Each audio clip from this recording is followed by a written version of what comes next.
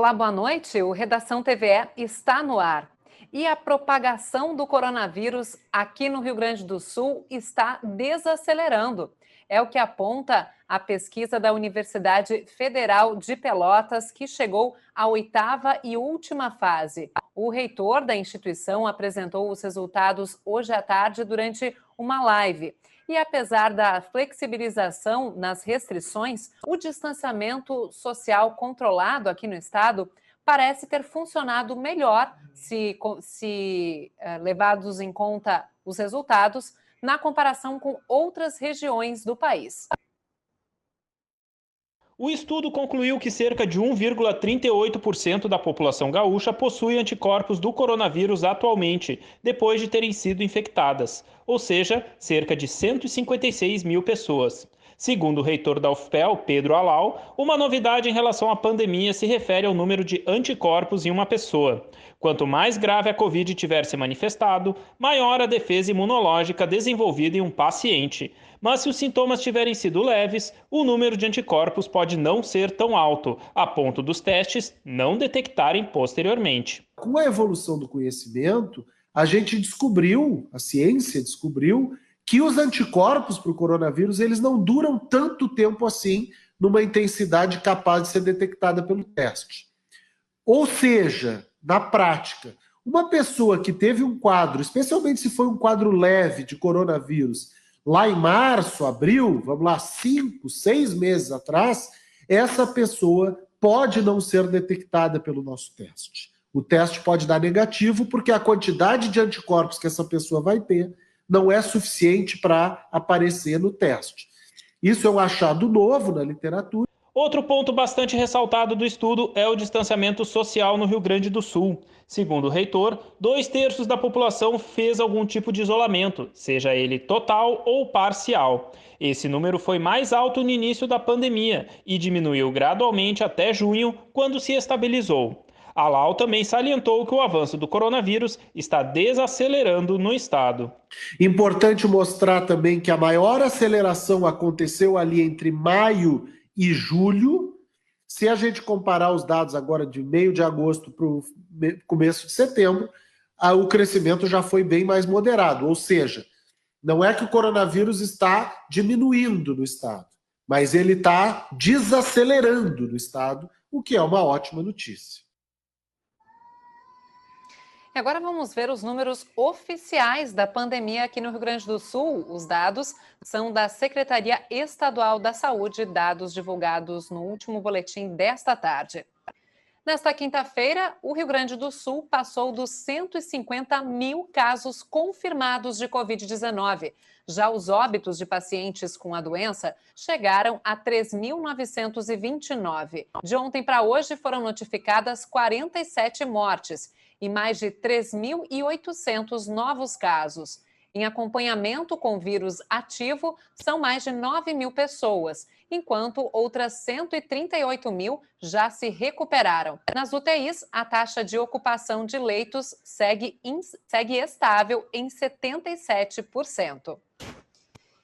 E não são apenas os números da Covid que mudam todo dia. O que a gente sabe sobre essa doença também. E uma das descobertas mais recentes foi essa, inclusive destacada pelo reitor da Universidade Federal de Pelotas, Pedro Alau, sobre o desaparecimento de anticorpos em pacientes assintomáticos ou com quadros leves que já haviam testado positivo para o coronavírus.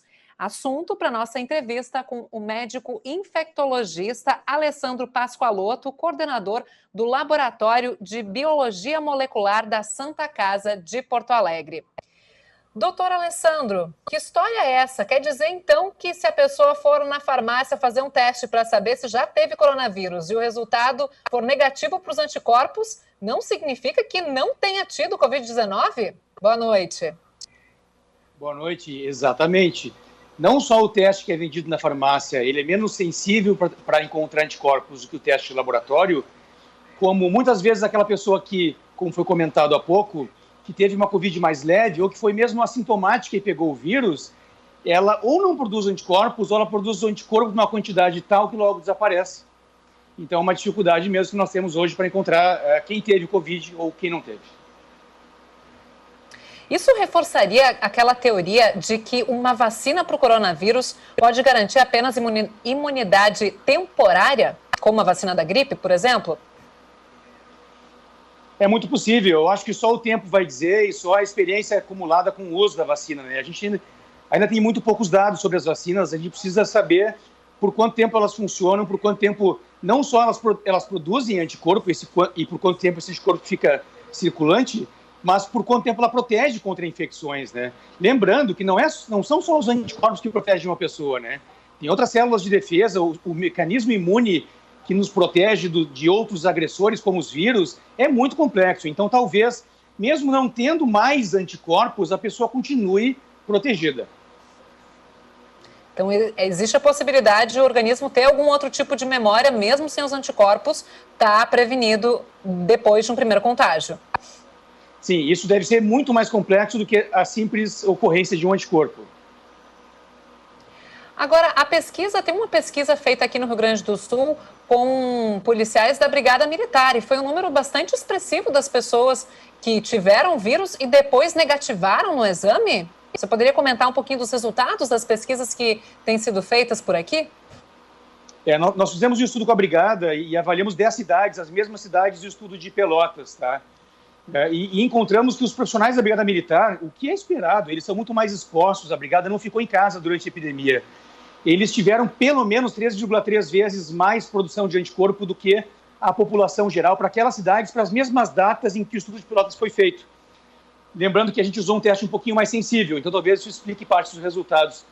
Mas nós excluímos desse estudo as pessoas que já tiveram Covid, ou seja, é possível que o número real seja muito, muito maior. E aqueles que tiveram anticorpos, nós repetimos o teste em 3 semanas, e 2/3 das pessoas, olhem, 2/3 das pessoas que tinham anticorpos na primeira fase do estudo já não mais tinham na segunda. Seja um anticorpo que mostra que teve infecção há pouco tempo ou há muito mais tempo, tipo IgA ou IgG. Isso foi uma surpresa, mas na verdade não foi nada novo. Na literatura isso está bem demonstrado. Os anticorpos, eles desaparecem com o tempo, especialmente nas pessoas com quadro leve. O que, novamente, não quer dizer que a pessoa não esteja protegida. Eu digo para os amigos que tiveram Covid e dizem, eu quero saber se eu tenho anticorpos. Eu digo, para quê? Se você já teve Covid, é muito possível que você já esteja protegido. Não dá para assegurar ainda, mas é muito possível. Nós temos mais de 20 milhões de infectados no mundo e muito pouca gente tem uma nova infecção por Covid. Então é muito possível que quem teve não pega mais. E agora, será que depende da quantidade de anticorpo? Eu não sei. Tudo isso é muito precoce, a gente não sabe ainda, né? Por isso, a importância de aprofundar as pesquisas sobre o coronavírus, porque o comportamento dessa doença ainda precisa ser bem estudado, né? É muito, muito a ser compreendido sobre o coronavírus, né? Eu ainda sigo muito curioso para saber o que a vacina vai nos mostrar. Qual é a capacidade que ela tem de imunizar, o quão segura ela vai ser e por quanto tempo isso vai durar. Eu acho que vai ser a grande alternativa que a gente vai ter, como para muitas doenças infecciosas, para poder ter uma vida um pouco mais flexível do que a gente tem hoje. Tá certo. Doutor Alessandro Pascoaloto, muito obrigada pelos seus esclarecimentos aqui no Redação TVE e uma boa noite para o senhor. Obrigado a vocês, boa noite. E por falar em vacina anti-Covid, aqui em Porto Alegre, além da PUC fazer parte da testagem da chinesa Coronavac com o Hospital São Lucas, agora também o Hospital de Clínicas e o Grupo Hospitalar Conceição vão participar em conjunto de pesquisas de uma vacina da farmacêutica belga Janssen. A vacina está na 3ª fase de testes, que devem ser realizados por 30 instituições brasileiras e mobilizar 7.000 voluntários. A diferença em relação a outros estudos em andamento é que este não será apenas com os profissionais da saúde. Através do nosso serviço de infectologia, estaremos aplicando dentro das próximas semanas 2.000 doses de vacinas em voluntários que não tenham comorbidade, em voluntários com comorbidade, em idade de 18 a 59 anos ou com maiores de 60 anos. Este teste permitirá seguir na testagem da vacina até a fase 4, quando então terá condições de ser liberada para uso internacional. O início dos testes, tanto no GHC quanto no Hospital de Clínicas, será definido após a liberação pelos comitês de ética das instituições. E agora a gente muda um pouquinho de assunto para falar dos efeitos da pandemia. Só este ano, mais de 700 academias fecharam aqui no estado. Os números são do Conselho Regional de Educação Física. Durante a pandemia, uma das soluções encontradas por muitos profissionais foi fazer uso de aulas mediadas pela tecnologia. Para os alunos, uma boa alternativa para manter a saúde sem precisar sair de casa. E mesmo agora, com a reabertura das academias, muita gente está preferindo manter os exercícios virtuais.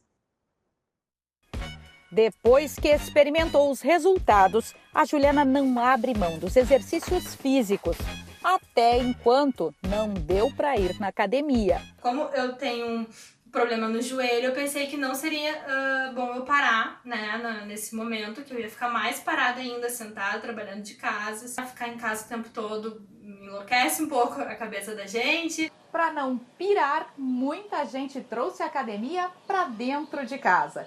E esta também foi uma alternativa para o setor.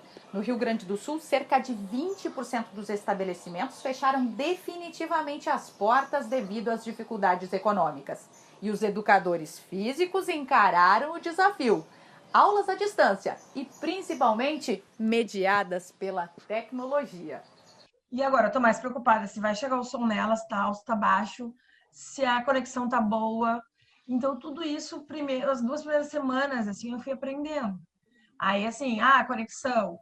Eu tinha uma conexão, tive que mudar a conexão que eu tinha, tipo, mais mega, essas coisas de internet. As aulas de vídeo foram uma saída, assim, que a gente já utilizava de uma forma emergencial, assim, alguma viagem de aluno e tal, e passou a ser uma ferramenta muito boa para manter a renda, manter os alunos. E com a ajuda do meu filho, né, que entende um pouco não, bem mais do que eu nisso, a gente começou a fazer alguns vídeos do YouTube. Pois com vídeos postados no YouTube. A gente leva os pés um pouquinho mais à frente, se tiver fácil, a gente leva os pés um pouco mais para trás. Ou personal trainer online por diferentes plataformas. Acabou a desculpa para moleza. Não dá sequer para dizer que faltam equipamentos em casa. Olha a disposição da Juliana com as bombonas d'água. Eu sempre fui mais do uso do corpo como fonte de energia para o exercício. Mas sempre é preciso ter um kettlebell, que é aquele peso grande, ter umas coisinhas. Já que eu não estou num lugar onde tem os pesos, a gente foi improvisando. Tem uma lá, não tenho nada, tem. Tem um pano, tem. Tem uma cadeira, tem. Consegue comprar uma água? Tenho que ir no super. Beleza, esse é o teu treino. E as aulas coletivas também têm rolado pelo computador ou celular.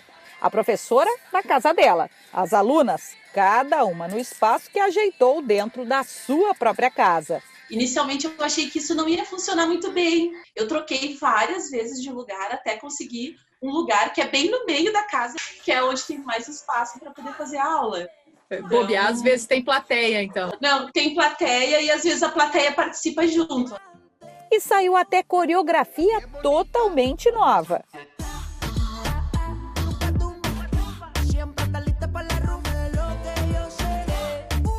Hoje a gente demanda todo o tempo dos filhos, enfim, eles não dividem com outras aulas, com professores, e aí tem mais o trabalho. Então, a dança acaba sendo esse momento de prazer, de relaxamento. A liberação de endorfina, serotonina, ela é muito assim, eficaz no exercício físico, né? É muito difícil não ajudar. Para minha cabeça é bom e também para me sentir bem com o meu corpo, né? Eu acho que a gente tem que gostar da nossa casa, que é o nosso corpo. Mas para garantir saúde, é importante o alerta. Às vezes facilitou um pouco as pessoas procurarem e às vezes caírem numa enrascada, né? Uma blogueira, alguém que faz atividade e acha que sabe tudo e posta ali o seu treino, e o treino de uma pessoa não quer dizer que vai fazer bem para outra. Então, assim, mesmo que seja por vídeo, procure acompanhar vídeos de profissionais qualificados. Agora a gente faz um rápido intervalo. Na volta, vamos falar de Porto Alegre em Cena. Também vamos conhecer uma iniciativa que projeta poesia no bairro Menino Deus, aqui na capital. É em instantes.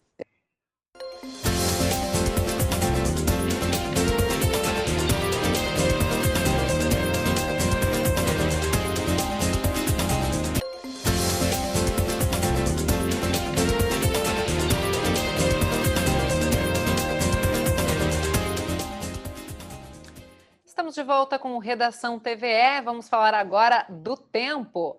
Amanhã, a previsão indica predomínio de sol, mas a umidade segue influenciando o tempo aqui no Rio Grande do Sul. Veja os detalhes no mapa.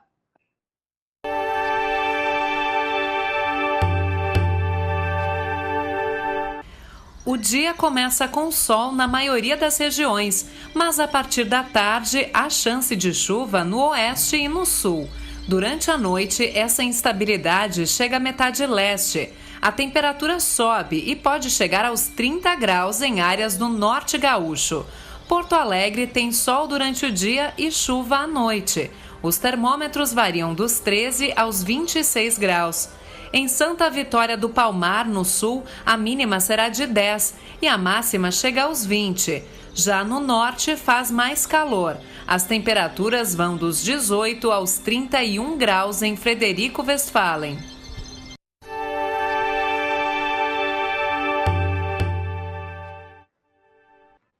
E o assunto agora é o Porto Alegre em Cena. Na 27ª edição, o evento precisou se reinventar por causa da pandemia.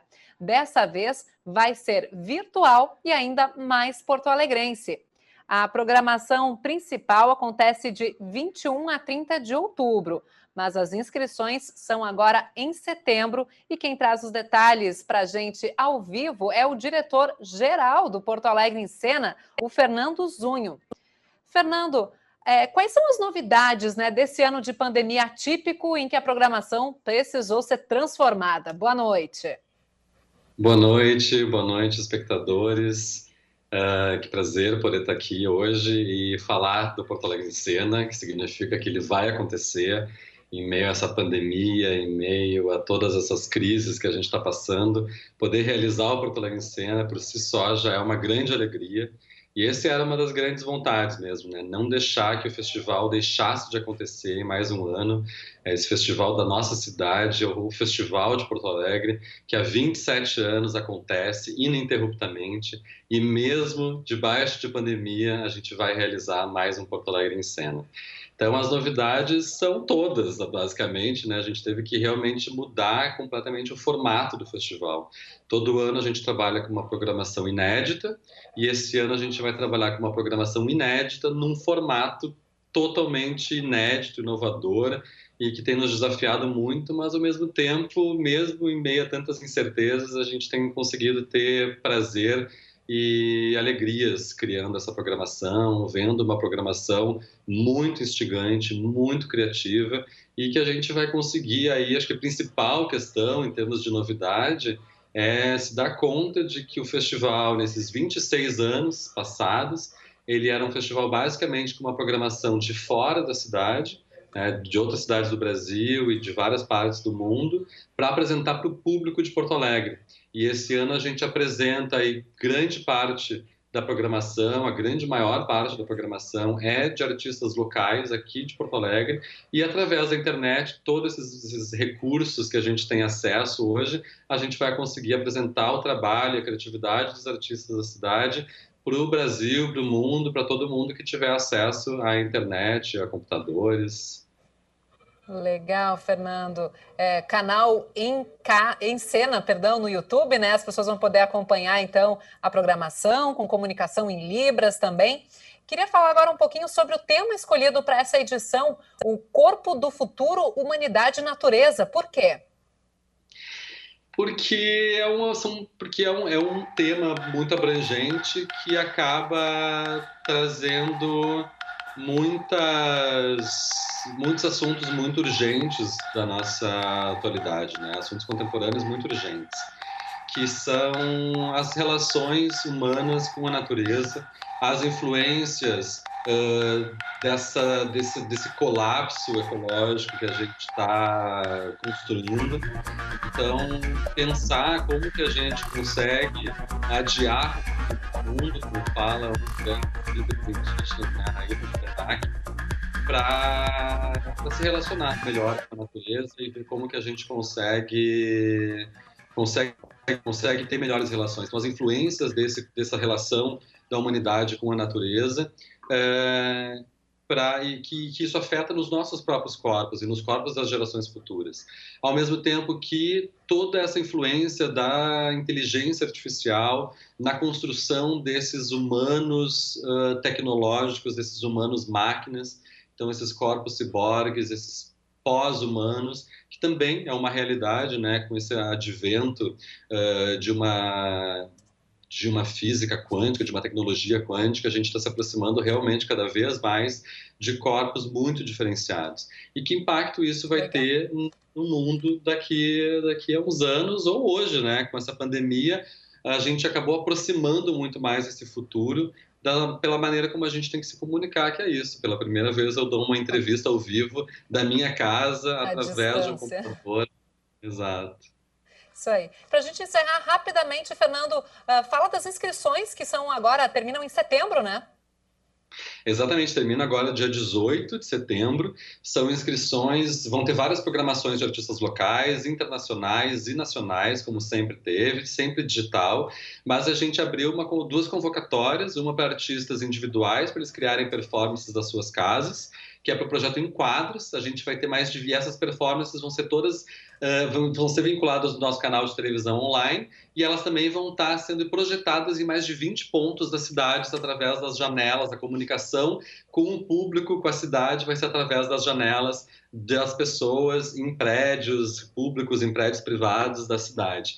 E também uma outra convocatória, que são os grupos de Porto Alegre poderem criar projetos e adaptar as suas pesquisas, os seus trabalhos para o universo digital, seja online ou não, mas criar um projeto já pensando no relacionamento virtual entre artistas e público. E assim instigar que os artistas consigam pensar projetos para que fiquem para o futuro, inclusive. Legal, Fernando. Sucesso aí com o evento e, por hora, muito obrigada pela entrevista. Boa noite. Obrigado, boa noite. Depois de falar de teatro, vamos com cinema, porque tem dica de filme. A dica desta quinta-feira vem com o autor e diretor Paulo Betti. E eu queria convidar vocês todos para um bate-papo promovido pelo Instituto Ling sobre Meu Filme Favorito. Esse é o nome do projeto. O nome do filme é Central do Brasil, de Walter Moreira Salles. Jesus, você foi a pior coisa que já me aconteceu. Só escrevo porque teu filho Josué me pediu. Dia 17 de setembro, às 18h30. O evento é gratuito e vai ser transmitido pelo Instagram, @Instituto Ling. As inscrições podem ser feitas, naturalmente, de graça, conforme eu disse, no www.institutoling.org.br. Por que escolhi Central do Brasil? Além de gostar muito do filme, eu tive a sorte de estar presente em Berlim quando o filme passou. E eu vou falar para vocês como é que foi o aplauso e como que o aplauso foi elaborado para que ele se estendesse na experiência, por exemplo, da grande Fernanda Montenegro. Aguardo vocês, hein? Eu devia ter posto, porque agora eu aqui.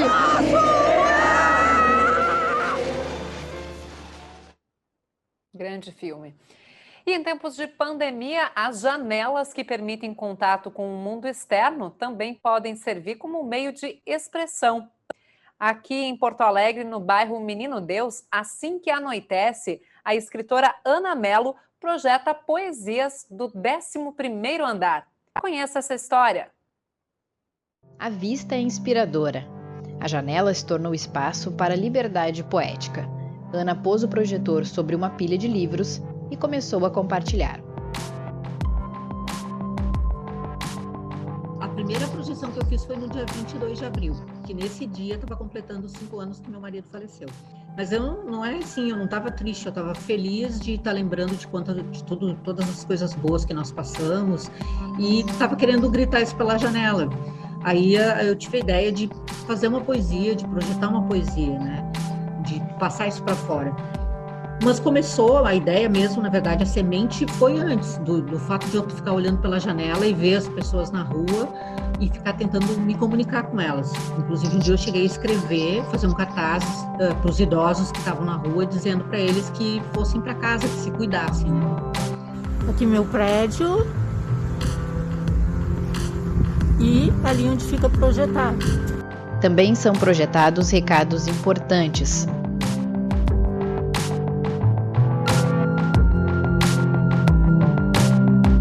Mas são as poesias que iluminam as noites.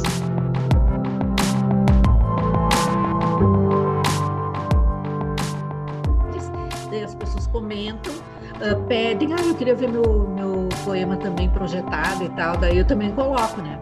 E eu projeto Poetrix, que são esses poemas de 3 versos, né? São terceiros com título, que é uma criação de um poeta baiano, Goulart Gomes, ele que inventou essa forma de projetar diferente dos haikais, né, que não tem título e tal. Quintana, poeta passarinho, na rua cataventos, teu andar, fora sozinho. A janela é um lugar para a gente se comunicar, né? Ou projetar, ou escrever. Eu imaginei assim que as pessoas pudessem até pôr cartazes mesmo, né? E colocar poesia, porque poesia eu acho que é uma forma que toca, expressa resumidamente, mas é aquela coisa de um contato do que vai no coração mesmo, aquela coisa legal, assim, né? Uma mensagem mais de carinho, de sentimento, né? Transformada em sentimento as palavras. Então eu espero que isso se multiplique. Essa é a minha ideia.